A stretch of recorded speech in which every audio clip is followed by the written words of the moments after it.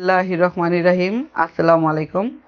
আজকে আমি মসুর ডাল দিয়ে পালং শাক দিয়ে রান্না করব। বাই দ্য ওয়ে, আমি মাহমুদা খানম, মাহমুদা ডায়েট থেকে সবাইকে স্বাগতম। দিয়ে দিয়েছি 200 গ্রাম মসুর ডাল, দিয়ে দিচ্ছি পানি।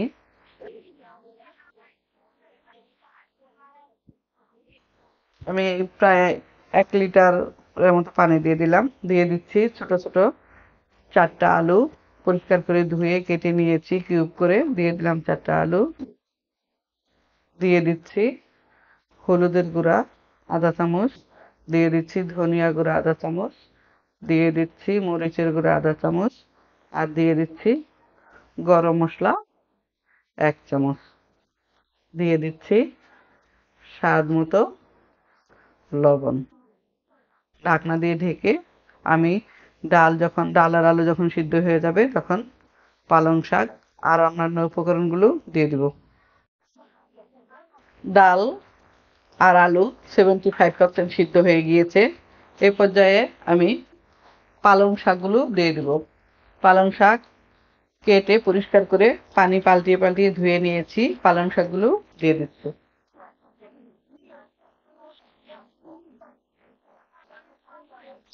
সবগুলো পালং শাক দিয়ে দিব। শীতের মৌসুমী শাক সবজি প্রচুর খেতে হয়।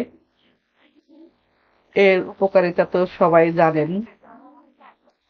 পালং শাকের যে কি উপকারিতা। দিয়ে দিলাম। ঢাকনা দিয়ে ঢেকে সবকিছু সিদ্ধ করে নেব। শাক দেওয়ার পর আমি কিছুক্ষণ নেড়ে চেড়ে নিলাম।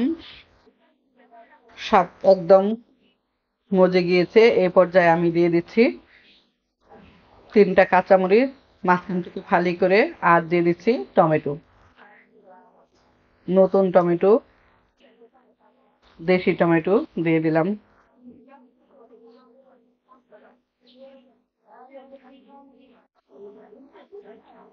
অলমোস্ট শাকটা হয়ে গিয়েছে। টমেটো, পালং শাক, আলু, ডাল সব সিদ্ধ হয়ে গিয়েছে। এই পর্যায়ে আমি রসুন পেঁয়াজ দিয়ে বাগার দিয়ে দিব। ইন্ডাকশন ওভেনে আমি রসুন পেঁয়াজ দিয়ে দিয়েছি তেল।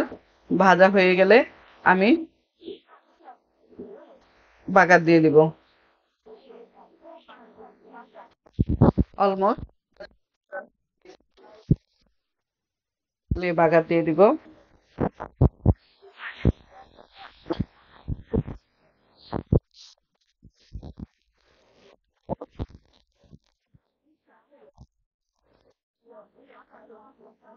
রসুন পেঁয়াজ দিয়ে বাগার দিয়ে দিলাম।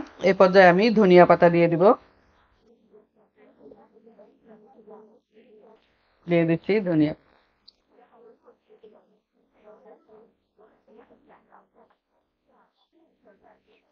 10 মিনিট পরে আমি একটি সার্ভিং বলে নিয়ে নিব। ডাল রান্না অলমোস্ট কমপ্লিট।